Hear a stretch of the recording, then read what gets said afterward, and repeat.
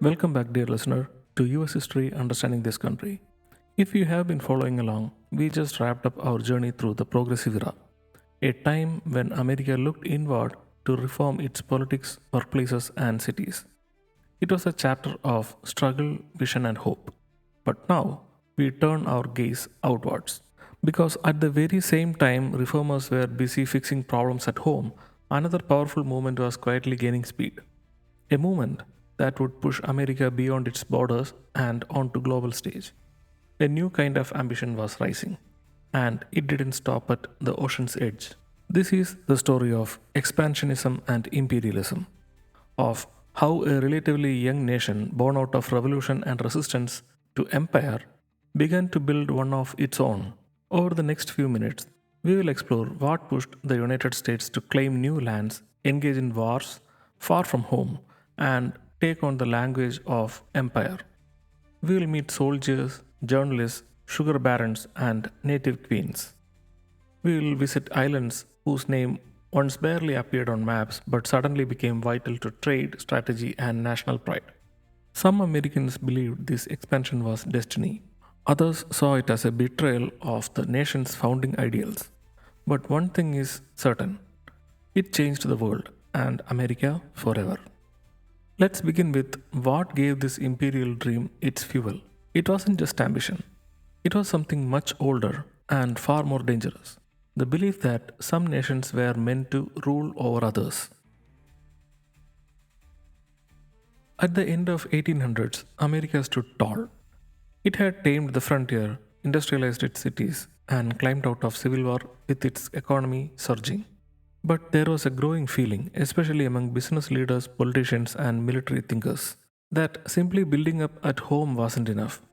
The new frontier, they said, lays overseas. But why? Why would a country founded in rebellion against colonial rule now consider colonizing others? The answer lies in a potent mix of ideas, profit, and pride. First, there was social Darwinism, the twisted cousin of Charles Darwin's theory of evolution. Some thinkers claimed that just as animals adapt and evolve, so do nations and races. Stronger nations had a duty, even a right, to dominate weaker ones. It was survival of the fittest applied to politics and people. And in their eyes, America was fit to lead. And then came the idea of the white man's burden, made famous by a poem of same name by Rudyard Kipling.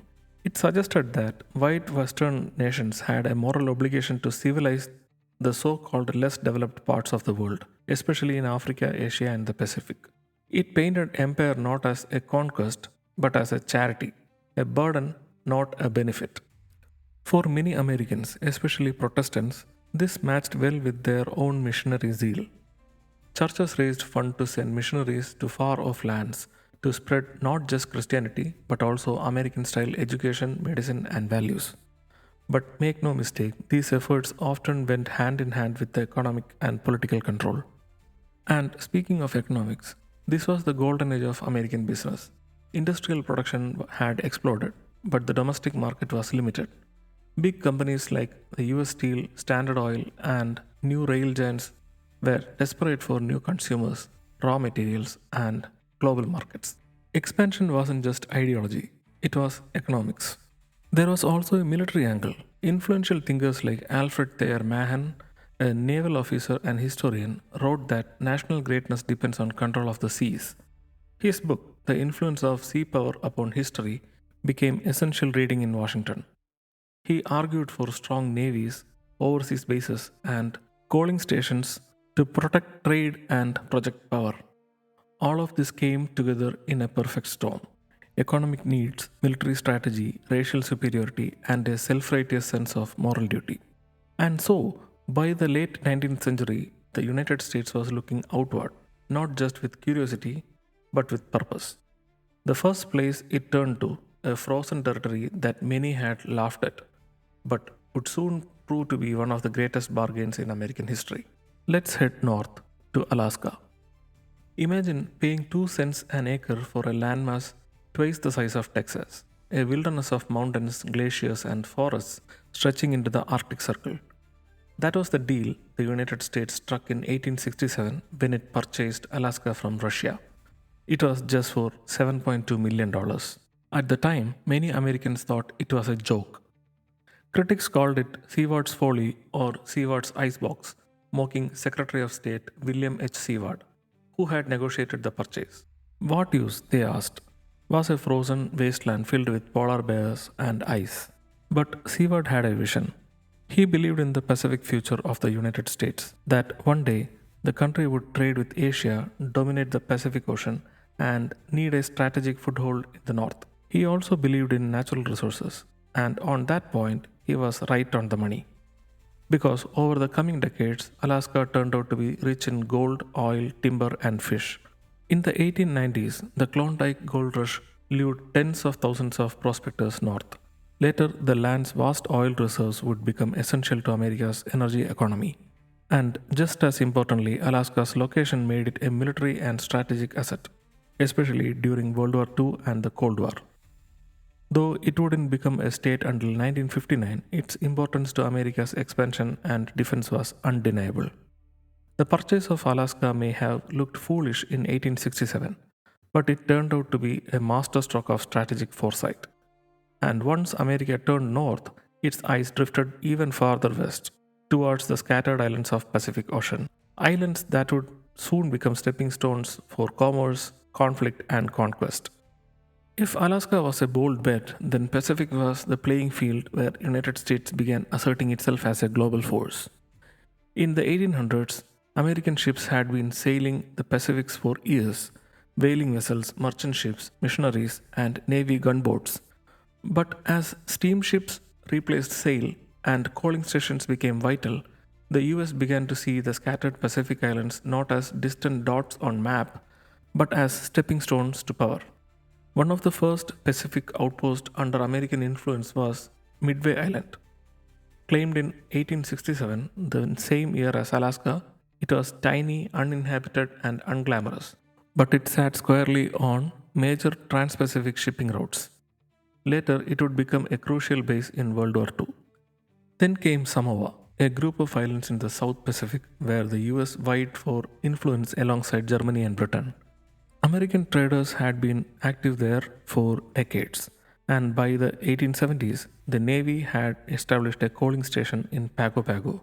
Tensions rose, even leading to a naval standoff during a cyclone in 1889 that destroyed ships from all three powers. Eventually, in 1899, the US and Germany divided Samoa between them without consulting the Samoan people. These early moves in Pacific weren't about building an empire in traditional European sense. The US didn't want massive colonies. What it wanted were harbors, trade routes, naval bases, and influence. But the islands weren't empty. They had their own culture, monarchies, and histories. The American presence often brought missionaries, schools, and railroads, but also disease, political manipulation, and military force. Still, for US leaders and businessmen at time, it seemed like progress. The Pacific, they believed, was America's new frontier, an ocean sized version of manifest destiny. And nowhere would this belief clash more powerfully and tragically than in a place once known as the Kingdom of Hawaii, a land of sugar, volcanoes, and royalty. It was just about to be pulled into America's orbit by a mix of greed, geopolitics, and gunboats. Hawaii, for most Americans today, it is beaches, leisure, and aloha t shirts. But in the late 1800s, this island chain in the middle of the Pacific was a sovereign kingdom, rich in tradition, power, and identity.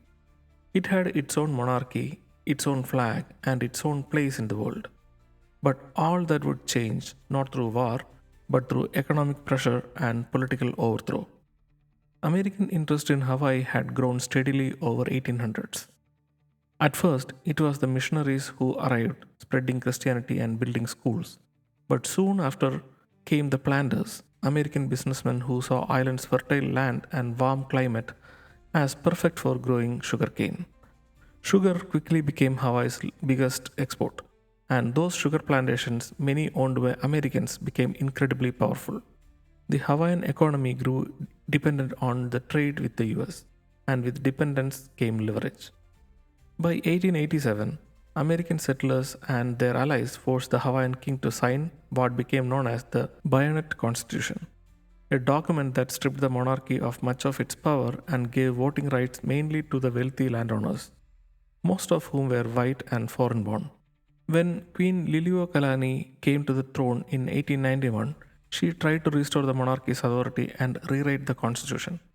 She believed in Hawaiian sovereignty and the right of her people to control their own government. But the sugar barons had other plans. In 1893, with the support of the US Minister to Hawaii and a detachment of US Marines, a group of American businessmen staged a coup. They overthrew the Queen, declared a provisional government, and asked the United States to annex the islands. At first, President Grover Cleveland refused. He was outraged and called it an illegal act against the friendly nation. But by 1898, under President William McKinley and with the Spanish American War looming, Hawaii's strategic value was too tempting to ignore. That year, the United States formally annexed Hawaii without a treaty, without compensation, and without the consent of the Hawaiian people. Queen Liliuokalani never got her throne back. She lived the rest of her life under American rule, a symbol of resistance and dignity. Hawaii would eventually become the 50th US state in 1959, but the legacy of its overthrow still lingers in lawsuits, protests, and the memory of the nation taken not by force of arms but by manipulated law and economic muscle. From Hawaii, America's gaze shifted westward again, this time towards China, where the game of empires was already in full swing and the United States wanted a seat at the table. By the late 1800s, China had become a battleground not of bullets but of influence. Western powers like Britain, France, Germany, and Russia, along with the rising empire of Japan, were carving out pieces of China for themselves. These were called spheres of influence, zones where each foreign power controlled trade, railroads, and resources, often at China's expense. America, arriving late to the imperial party, didn't yet have a sphere, but it wanted in, without breaking the China apart completely.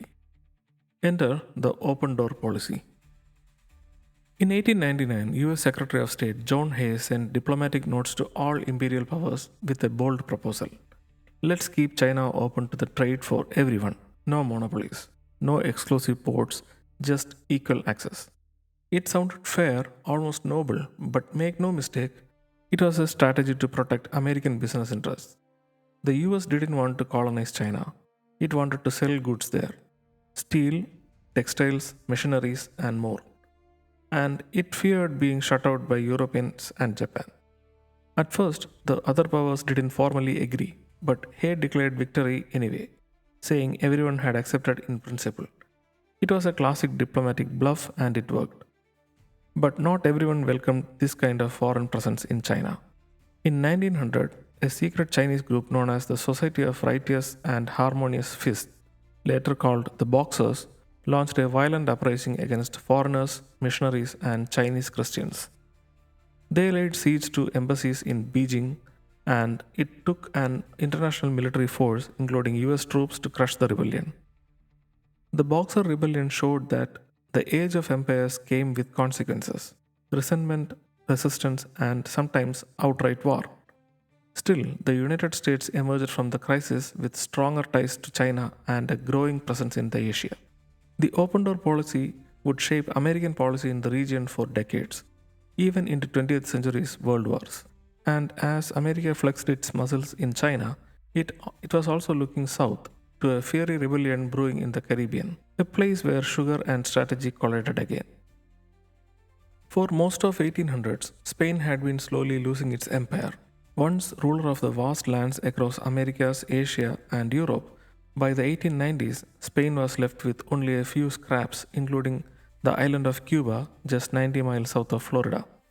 But Cuba wasn't quiet. It was burning with revolution. The Cuban people had been fighting for independence from Spain for decades. Their most recent struggle started in 1895. It was brutal. Spanish troops responded with harsh counterinsurgency tactics, forcing rural population into guarded camps, what we would call today as concentration camps. Tens of thousands of civilians died from hunger and diseases. American newspapers, especially New York Journal and Joseph Pulitzer's New York World, saw an opportunity. They filled their pages with sensational stories of Spanish cruelty, often exaggerated or completely made up. This was the age of yellow journalism, named for its flashy, emotional style designed to provoke readers, not to inform them. These papers didn't just report on the war, they fueled it, pushing the American public towards outrage and intervention. One of the most famous, possibly fictional stories came when Hearst sent artist Frederick Remington to Cuba. When Remington wrote back that things were quiet, Hearst allegedly replied, "You furnish the pictures, I will furnish the war." These newspapers kept public and politicians stirred, and then came the spark. In February 1898, the US battleship USS Maine, stationed in Havana harbor to protect American interests, exploded.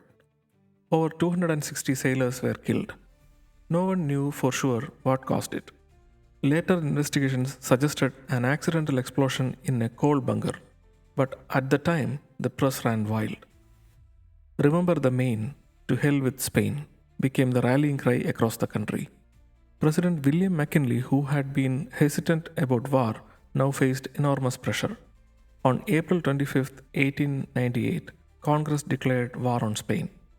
What followed would be brief, bloody, and world changing.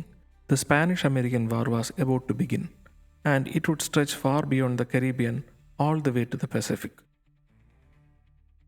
At sunrise on May 1, 1898, barely a week after the war had been declared, the United States Navy launched its first major strike, not in Cuba, but halfway around the world, in the Philippines, another Spanish colony. Commanding the US Asiatic Squadron was Commodore George Dewey, a career naval officer with calm nerves and sharp instincts. His orders were clear: attack the Spanish fleet at Manila Bay and neutralize it as quickly as possible. At dawn, Dewey turned to the captain of his flagship and uttered what would become legendary words: "You may fire when you are ready, Gridley." The battle that followed was swift and overwhelming. Within hours, the entire Spanish Pacific fleet had been destroyed, with barely a scratch on the American side. It was one of the most lopsided naval victories in the history. But victory brought a new problem. What now?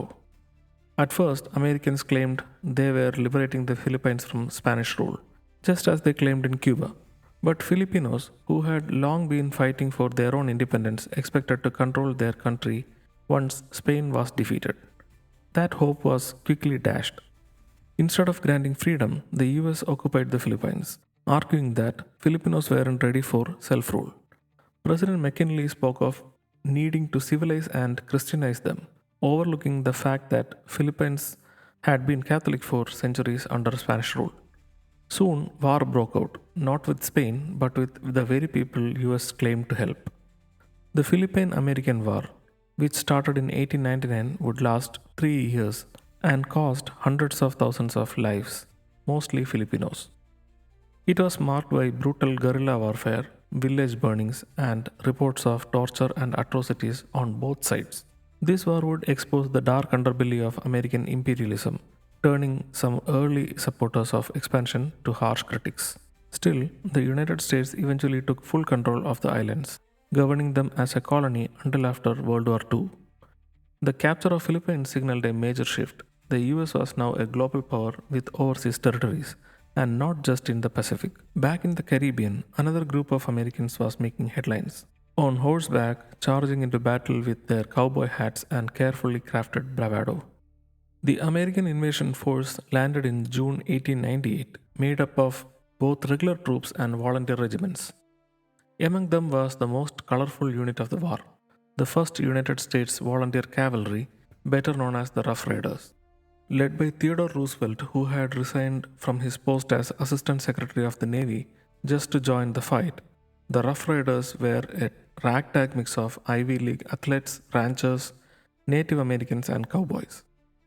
Roosevelt, bursting with energy and ambition, called it the great adventure of my life. Their most famous moment came at the Battle of San Juan Hill, technically a nearby position called Kettle Hill. It was on July 1, 1898. The attack was chaotic, steep, and under heavy Spanish fire. But Roosevelt charged forward, first on horseback, then on foot, rallying his men in one of the most iconic and romanticized moments of the war. In truth, they weren't alone. The charge succeeded because of coordination with Black Buffalo soldiers, the segregated African American troops of 9th and 10th Cavalry Regiments, who often go uncredited in popular memory but were vital to the victory. By mid July, Spanish forces in Cuba surrendered. Less than 4 months after the war began, it was over. But the image of Roosevelt atop San Juan Hill, chest out, mustache wild, became legend. He would ride that moment all the way to the vice presidency in 1900 and then to the presidency in 1901 after McKinley's assassination. More than just a personal triumph, the Rough Riders symbolized something larger, a new, bolder, and more aggressive America, no longer content to stay quiet on the world stage. And with the war concluded, it was time to sit at the table and redraw the map. By December of 1898, the shooting had stopped, but the real struggle had only just begun, deciding what to do with everything the US had taken. The Treaty of Paris, signed on December 10th of 1898, officially ended the Spanish-American War. On paper, it looked like a clean break. Cuba would be granted independence, though with heavy US involvement to come. Spain would cede Guam and Puerto Rico to the United States, giving America strategic footholds in the Pacific and Caribbean. And most controversially, Spain would sell the Philippines to the United States for $20 million. Just like that, the US found itself in possession of an overseas empire stretching from the Caribbean to Western Pacific. But it wasn't unanimous. The treaty sparked fierce debate at home. Supporters, often called imperialists, believed the US had a duty to civilize and govern these territories. They argued that this was the natural next step for a rising world power, that the American flag, once planted, should stay. Opponents, known as the anti imperialists, were outraged. They saw this expansion as a betrayal of everything the US claimed to stand for: liberty, self government, and anti colonialism. Figures like Mark Twain, Andrew Carnegie, and former President Grover Cleveland spoke out. Twain, always sharp tongued, warned that America was becoming the very kind of empire it had once fought to escape. But the treaty passed, and the US now owned or controlled the territories with millions of people who were not citizens, who had no vote, and who had not asked to be ruled. Still, for many Americans, the victory felt sweet. The war had been short, casualties relatively low, and prestige incredibly high. Newspapers called it a splendid little war. The US had toppled a decaying European empire and stepped confidently into its place. And as the 20th century approached, the message was clear. The United States had arrived, not just as a continental power, but as a global one. But this was just a beginning. In the years that followed, the United States continued to stretch its influence not just with guns and treaties, but with ideas, corporations, and diplomacy backed by military strength. In Cuba, the US kept a tight grip despite promising independence. The Platt Amendment of 1901 allowed America to intervene in Cuban affairs anytime it saw fit. It also guaranteed the US control of Guantanamo Bay, a naval base that remains in American hands to this day. In Puerto Rico, the US installed a civil government, but residents had no real say in their rulers and weren't granted US citizenship until 1917. Even now, Puerto Rico remains a US territory, not a state, and its people still cannot vote in a presidential election. In the Philippines, as we have seen, resistance to the US rule turned into a long and bloody conflict. Even after the war, the islands remained under American control for decades, a symbol of how liberation quickly blurred into domination. The United States also began exerting financial and political pressures across Latin America, what future President Theodore Roosevelt called speaking softly and carrying a big stick. Through policies like the Roosevelt corollary to the Monroe Doctrine, America began acting like a kind of hemispheric police force, stepping in whenever it deemed a country unstable or a threat to the US interests. And across the Pacific, the US built stronger ties and rivalries with Japan, laying the groundwork for the future conflicts. By the early 1900s, America had become an empire in all but name. It controlled or influenced lands far from its own shores, governed millions of people abroad, and positioned itself as a global arbiter for commerce, politics, and military power. But with great power came complicated questions. Could a republic built on freedom justify ruling others without their consent? Would economic gain always outweigh ethical cost? Was America spreading liberty or just replacing old empires with a new one? These questions wouldn't go away. In fact, they would become even more urgent in the coming decades as United States faced world wars, global depression, and civil rights movements at home. But for now, the dawn of 20th century, the message was loud and clear. The US was no longer just a country. It was a force and the world had taken notice. And that wraps up our journey through expansionism and imperialism, a chapter filled with ambition, contradictions, and consequences we still wrestle with today. In the next episode, we'll look into the next big thing the country had gone through. Until then, keep exploring, keep questioning, and keep understanding this country.